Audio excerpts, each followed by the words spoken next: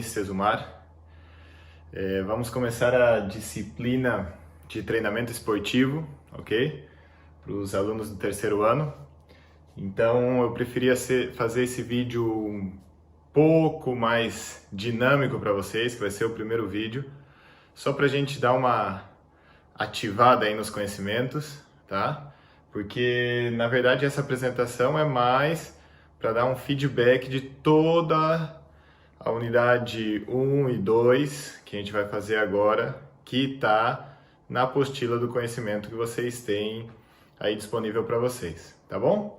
Então, meu nome é Vinícius, não vou me enrolar muito aqui na apresentação e já vamos a começar os conteúdos, ok?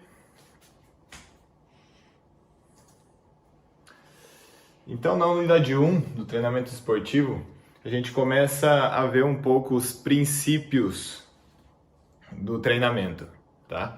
Aqui vocês podem ver alguns jogadores de tênis nessa foto, que são crianças com 8 e 10 anos de idade, e eles já estão fazendo exercício de coordenação com uma estabilização do ombro com um pezinho de 2,5 kg, tá? Tem diversas nacionalidades aqui, são jogadores que treinam na Espanha, em Maiorca, onde vocês estão tendo essa aula agora, tá? Então a gente já começa com alguns princípios do treinamento desde pequeno, quando a gente fala de alto rendimento.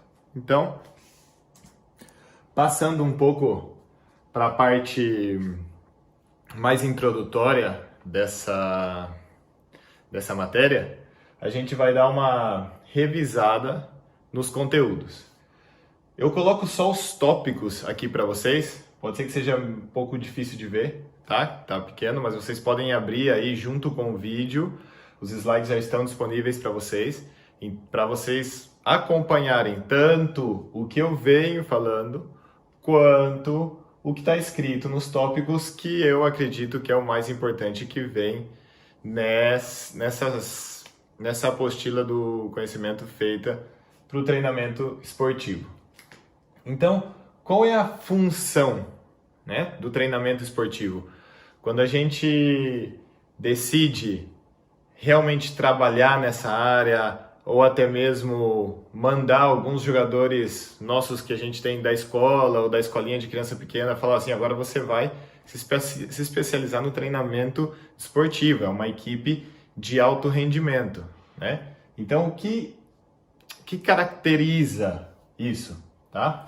Então, o treinamento esportivo, ele visa otimizar o desempenho esportivo dos atletas, desenvolver diferentes capacidades físicas e, através disso, ele vai depender muito do desenvolvimento tecnológico que está acontecendo hoje em dia. Por quê? Se o objetivo do treinamento esportivo é otimizar o desempenho dos atletas, tá? Imagina que tem um jogador de vôlei, quase sempre eu dou exemplo de tênis, porque eu sou treinador de tênis, tá? De uma equipe de alto rendimento, e eu vou tentando mostrar para vocês outros esportes também. Mas tem um jogador de vôlei que ele faz um saque e o saque vai numa determinada velocidade. Antigamente, o pessoal fazia um treinamento de força ou planificava um tipo de treinamento, melhorava a técnica e só através do olho que os treinadores falavam assim, melhorou, a bola foi mais rápida, ou não, ou teve uma melhor direção. Bom, com o desenvolvimento tecnológico, o desempenho dos atletas aumenta muito mais rápido. Por quê? Hoje em dia eles colocam um radar atrás da pessoa do atleta que vai fazer o saque e medem a velocidade. Depois de 2 meses de treinamento de força, ou até mesmo de 1 mês de treinamento de força, medem outra vez. E aí eles vão saber se esse treinamento está tendo resultado ou não, tá? Nesse meio explicativo aí desses pontos introdutórios, eu sempre vou estar colocando um pouco da visão europeia e um pouco da visão mais nova que a gente está recebendo aqui, tanto dos treinadores quanto dos professores das universidades que a gente trabalha junto, tá? Então aqui eu coloquei um tópico que não está não está ali na apostila do conhecimento, tá? Mas é uma coisa nova que a gente precisa ter em conta, que é o trabalho versus o talento. Antigamente, tempo do Pelé, tempo do Maradona, o talento ganhava. A pessoa que tinha mais aptidões físicas, que nascia com esse talento, normalmente ela se destacava. Hoje em dia, com o grande desenvolvimento tecnológico, com o trabalho de desenvolver as diferentes capacidades físicas, né, que é a velocidade, força, agilidade, flexibilidade, e com o objetivo do treinamento esportivo de otimizar o desempenho esportivo dos atletas, o trabalho está ganhando do talento. Tá? Um bom exemplo disso é, vamos colocar lá, Cristiano Ronaldo. Tá? Até mais para frente, num trabalho das questões de vocês, vai ter um vídeo muito legal do Cristiano Ronaldo sobre o treinamento dele e algumas avaliações físicas que foram realizadas. Então, o Cristiano Ronaldo é um jogador com talento? Com certeza, é um jogador com talento. Mas, se vocês olharem as capacidades físicas que ele trabalha, a quantidade de trabalho que ele faz, ele se sobressai por muitos jogadores que têm mais talento que ele. Mais talento de que maneira? De driblar alguém, de ter mais habilidade nos pés, né? A gente pode comparar com bastantes brasileiros aí. Agora você compara a capacidade física do Cristiano Ronaldo com a capacidade física do Neymar, é muito difícil de comparar. Não estou falando que o Neymar não trabalha, mas eu acredito, pessoalmente falando, não está escrito em nenhum lugar, que se ele realmente acreditasse que o trabalho duro ia ganhar do talento, do grande talento que ele tem, pode ser que ele melhoraria, ok? E a última dica aí que eu deixo para vocês é sobre esse escritor, Tim Gabbett. Vocês podem procurar, ele tem artigos abertos na internet, tá tudo em inglês, mas ele realmente acredita nesse hashtag aqui que ele sempre coloca nas publicações dele, que é Train Smarter and Harder. O que significa isso? Que você deve treinar mais inteligente e mais forte. Hoje em dia muita gente só fala, não, tem que treinar menos horas com mais qualidade. Não. Na verdade é os dois. Você tem que treinar com muita qualidade, tem que treinar uma certa quantidade de horas para poder alcançar o grande rendimento do treinamento esportivo. Bom, vamos para lá que senão quase não vai dar tempo aqui. Do que depende o treinamento esportivo? A gente já falou ali um pouquinho o que é, né? Mas ele depende do quê? Então ele depende da experiência do treinador, do conhecimento científico da equipe. Por que eu falo equipe? Porque são diversas disciplinas dentro do treinamento esportivo. Tem bastantes questões, as questões que vocês vão realizar, que é sobre isso, das diversas disciplinas, então fiquem atentos para esse tópico, tá? Aqui tem dois, são quase as mesmas. É uma forma transdisciplinar, que significa que vai passando entre todas as disciplinas, se unem para realizar um grande treinamento esportivo. E agora eu deixo outra dica aqui para vocês, Mourinho.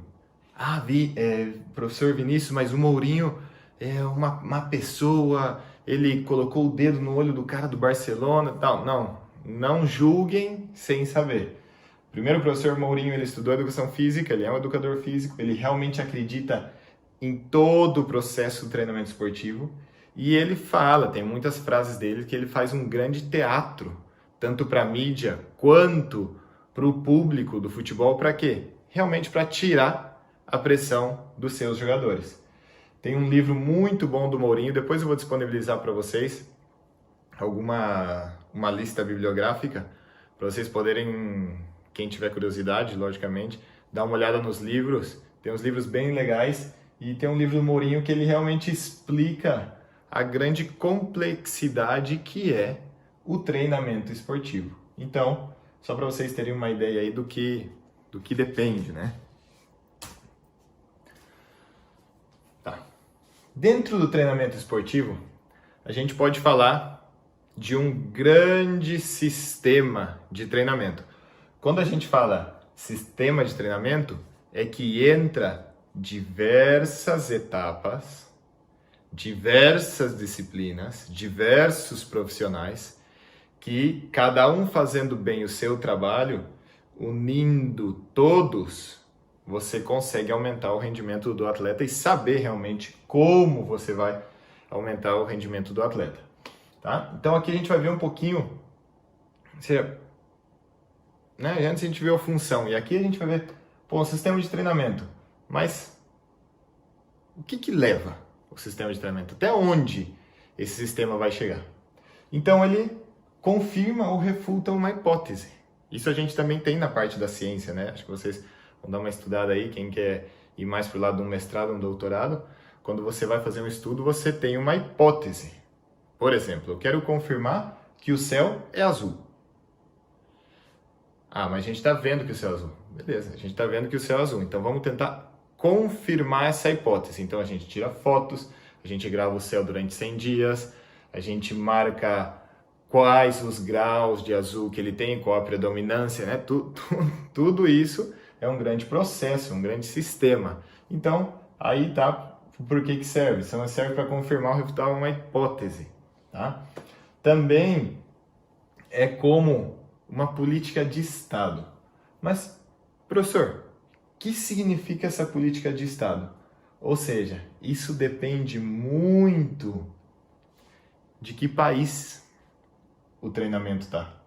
Tá? Então, um sistema de treinamento na Rússia é completamente diferente de um sistema de treinamento no Brasil. O sistema de treinamento na Espanha é completamente diferente de um sistema de treinamento na França. Ok? Mais para frente a gente vai ver por que acontecem essas diferenças. Tá? Mas só para vocês saberem que tem também uma perguntinha aí sobre política de Estado. Então depende muito dos fatores culturais, fatores sociais que influenciam o sistema de treinamento. Fatores intrínsecos e extrínsecos. Esse é muito fácil de saber. Tá? Fatores extrínsecos normalmente depende do que você tem para trabalhar. Ou seja, eu dei o exemplo do Neymar antes. Pode ser que o Neymar não tenha a mesma capacidade de desenvolver rápido a massa magra que o Cristiano Ronaldo tem para desenvolver. Então esse é um fator intrínseco que a gente tem que controlar, tem que tomar cuidado, mas através dos fatores extrínsecos, a gente pode melhorar essa qualidade do treinamento. Tá? Controle das variáveis, super importante. Tem na questão fórum, agora eu lembrei, a questão fórum é onde vai ter o vídeo do Cristiano Ronaldo e vocês vão ver realmente como eles controlam as variáveis milimetricamente do treinamento, milimetricamente dos testes para ter um alto rendimento e ser ou seja, uma equipe de treinamento de alta performance que a gente fala, tá? Ah, professor, mas o que acontece? Esse sistema é um sistema fechado, pode mudar ou não? Não. O treinamento esportivo ele tem que ser um sistema com possibilidade de mudança. Se a gente fica fechado para trabalhar somente da maneira que a gente aprendeu no Brasil, por exemplo, e vem um russo para jogar futebol e ele tem muito talento, mas ele trabalha de outra maneira, a gente realmente precisa adaptar um pouco o sistema do treinamento. Tá bom? Então, quais são as adaptações ou de que maneira o atleta melhora ou deixa de melhorar ou fica estagnado? Então é muito simples de entender, mas vocês precisam ler os conceitos que tem ali na apostila para realmente deixar bem fixo esse conhecimento. Porque hoje em dia eu até posso explicar mais ou menos dessa maneira com tópicos que eu estou falando para vocês. Agora, todo o conhecimento que tem atrás disso é importante. A apostila do conhecimento aí é onde está todo o conteúdo que a gente está colocando nos tópicos aí. É importante ler com muito cuidado, fazer mapa mental, anotar, até mesmo aqui do lado, quem quiser imprimir isso e anotar enquanto está estudando, eu acho super importante. Então, as adaptações de treinamento. O atleta recebe um estresse pelo treinamento, tá? Muscular, mental, até mesmo, a gente fala, um estresse hormonal, muitas vezes que vem do físico, que vem da parte mental, quando fica muito nervoso na quadra porque não funciona algum exercício que está sendo realizado, começa a liberar cortisol no corpo. Então, depois do estresse, devido ao treinamento, precisa uma recuperação e aí você encontra o rendimento. Eu coloquei como pergunta aqui. Será que encontra o rendimento? Isso que precisa ter muito cuidado, né? O que a gente falou antes nos tópicos é uma carga ideal, ou seja, você tem que passar o exercício ideal, para que o jogador tenha um estresse ideal, ou seja, um estresse controlado, um cansaço controlado, e uma recuperação ideal. Aí sim você está perto de encontrar o rendimento. Não é certeza que vai ter um rendimento, vai depender dos fatores intrínsecos também do jogador. Mas pode ser que você encontre o rendimento, por isso que eu deixo sempre com uma pergunta. E adaptação sistêmica e cronológica. Ou seja, muito importante esse tópico. Qualquer atleta que entra numa equipe para realizar o treinamento esportivo, ele deve passar por fases de adaptação. Se não passa por essas fases de adaptação, ocorre lesão, ocorre que o jogador se estressa muito e deixa o esporte. Então, a adaptação sistêmica é muito importante, sempre dependendo de um tempo, ok? Pode ser que o jogador, nos primeiros 2 anos, só trabalha as capacidades físicas gerais, né? Aumenta um pouco a força, melhora a técnica dos exercícios de academia, de musculação que ele tem que melhorar, melhora a técnica dentro da quadra ou a técnica no futebol e tal, mas a gente não está encontrando o rendimento específico para que ele seja um lateral direito no futebol. A gente está melhorando a capacidade geral dele. Depois de 2 anos, aí se começa a se especializar um pouco mais, levando em consideração os fatores intrínsecos dele, ok? Então essa é a adaptação que tem que ter muito cuidado, a gente vai ver um pouquinho mais para frente também.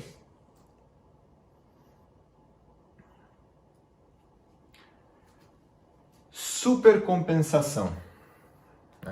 Um nome gigante que acho que não tem nem no dicionário. Então, o que é a supercompensação? A supercompensação é o rendimento que a gente falou antes, que foi aquela pergunta que eu coloquei. Rendimento? A supercompensação pode acontecer? Sim, vocês vão ter um gráfico que está muito bem explicado como acontece a supercompensação, tá? Mas eu prefiro explicar por aqui, que a gente consegue colocar um pouquinho mais das experiências aqui vividas. Então, a supercompensação acontece com um estímulo. Vamos dar um exemplo aqui de eu quero melhorar a força do bíceps do meu jogador de tênis. Então, realizo um estímulo durante 8 semanas.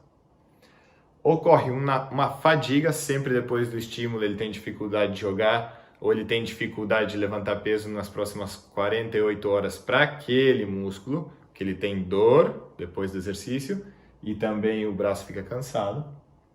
E aí eu tenho que controlar essa recuperação da fadiga. Ou seja, como funciona isso? De que maneira que eu posso controlar? Tem muitos estudos hoje em dia que já sabem que um grupo muscular não precisa somente 48 horas para recuperar. Ao melhor ele precisa 72 horas para recuperar. E outros músculos recuperam mais rápido, com 40 horas. Então isso é com um pouco o controle. Isso é um exemplo, né? Tem a recuperação aeróbica, tem a recuperação dos hormônios que a gente falou antes, que hoje em dia já está muito jogador fazendo teste sanguíneo para ver em que estado ele está do treinamento, tá? E agora eu deixo mais uma dica aí para vocês do Tim Gabbett, que ele fala sobre a planificação do treinamento esportivo, a gente vai ver mais para frente isso, e ele explica uma supercompensação controlada. como que é, mais ou menos resumindo super rápido, a supercompensação que ele explica? É assim, você anota tudo o que o seu jogador realiza. Tudo. Você não só planifica para o futuro, mas você anota o que ele fez. O dia que ele deixou de treinar, você anota. Quantas horas ele treinou, você anota. Você anota a percepção do esforço dele. A gente vai ver no final, na última unidade, a gente vai ver sobre percepção do esforço. Então você anota tudo. Aí o que acontece? Depois de um ano, você vê onde foi o melhor resultado desse jogador. O melhor resultado foi quando ele fez mais horas de físico, menos horas de quadra. O melhor resultado foi quando ele jogou em altura. O melhor resultado foi quando ele terminou com a namorada porque ele não teve mais estresse. Tudo isso. E aqui você encontra algo controlado que já passou, que é realmente verdade para esse jogador. Tá? Então deixa a dica aí, vocês podem procurar depois. Vamos lá. Sistema de fornecimento de energia. Isso aconselho que vocês assistam agora com a apostila do lado, tá? Olhando sempre os gráficos que tem aí, porque eu vou citar aqui muito rápido, senão essa aula, na verdade, ele fica quase 3 horas aqui. Acho que vocês tiveram isso em bases biológicas, mas a gente vai dar uma repassadinha aqui, tá? Então, o treinamento esportivo, ele se baseia um pouco nos sistemas de fornecimento de energia para saber de que maneira treinar esse jogador. Ou seja, qual o sistema de fornecimento de energia de um nadador de 50 metros? Né? Ou qual o sistema de energia de um maratonista? Tudo isso vai depender do que a gente vai falar agora. Metabolismo aeróbio, metabolismo anaeróbio. O que é isso? Simples, vamos falar super simples. Metabolismo aeróbio é quando precisa do oxigênio para liberar energia para o corpo. Qual é a energia para o corpo? ATP. Pum, simples, para vocês entenderem rápido. Vamos lá, mapinha mental, olho na apostila, escrevo e pego um pouco mais de conhecimento. Metabolismo anaeróbio. Normalmente não preciso do oxigênio, predominantemente, porque sempre muda de acordo com o tempo do exercício e intensidade. Então, não preciso do oxigênio para liberar energia, tá? Que isso gera? Um exercício alático ou lático, tá? Porque ele tem que quebrar o metabolismo anaeróbio, ele tem que quebrar algumas moléculas para poder gerar a molécula de ATP. E isso, vocês vão ver, tem um gráfico muito legal aí, qual é o momento onde o exercício é alático, que é com muito mais intensidade, mas menos tempo. Então, isso não libera ácido lático no corpo. E o exercício que é lático, que você vai por mais tempo fazendo intensidade, e há um resíduo, que é o ácido lático, devido à criação de ATP. Tá? Aqui, esses 3 termos não estão na apostila, mas eu sempre coloco, porque para mim ficou muito fácil de lembrar isso quando alguém me pergunta. Então, corredor de 100 metros, prioritariamente, o fornecimento de energia é ATP. Corredor de 3.000 metros, mais ou menos aí para vocês saberem.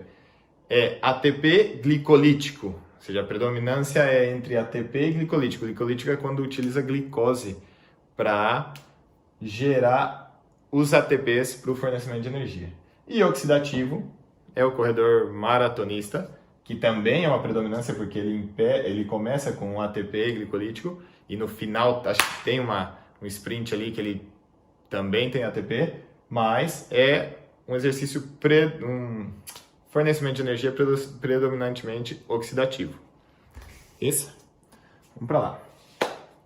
Quais são os objetivos do treinamento esportivo? Então, a gente falou antes, o objetivo de desenvolver a capacidade geral dos atletas, né? Para que seja um bom jogador em tudo, e aí, quando ele tiver 16 anos, a gente adapta. Tem um objetivo de um desenvolvimento lento.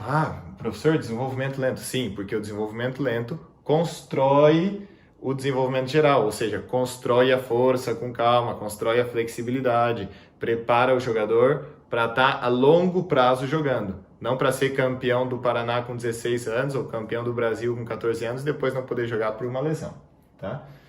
Melhor desempenho atingido por volta dos 18 anos. O que significa isso? Aqui é o que eles colocam na apostila, acho muito legal, porque realmente você depende aí de uns 10 anos de treinamento para melhorar. Mas depende muito de cada esporte, tá? Vamos falar aí, o tênis, você depende de 12 mil horas especificamente treinando.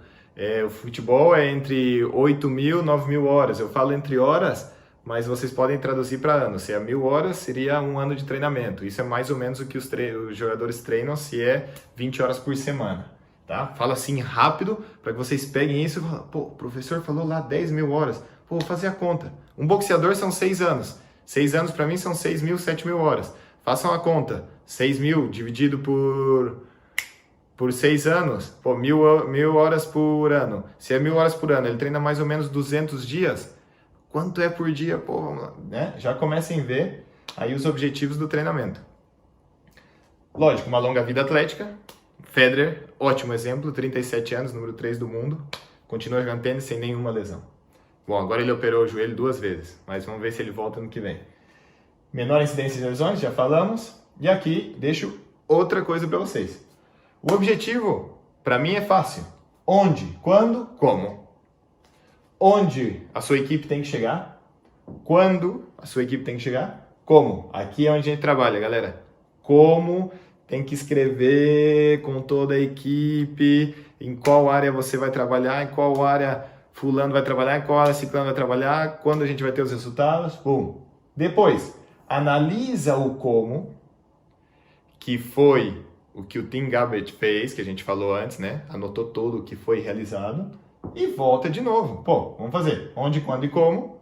Melhor, pior, mudamos o onde porque cresceu muito, ou mudamos o onde porque ele não chegou onde a gente queria. E assim vai, criando objetivos e melhorando. Bom, pessoal, com isso a gente termina a unidade 1, tá? Depois eu vou passar para vocês tudo o que eu falei sobre a parte bibliográfica. E espero que vocês deem uma procurada aí nos artigos do Tim Gabbett e quando a gente fazer alguma live ou vocês me mandarem questões aí por e-mail, vou ficar bem feliz em responder. Tá certo? Muito obrigado a todos, valeu pela atenção e bora estudar, galera. Um abraço.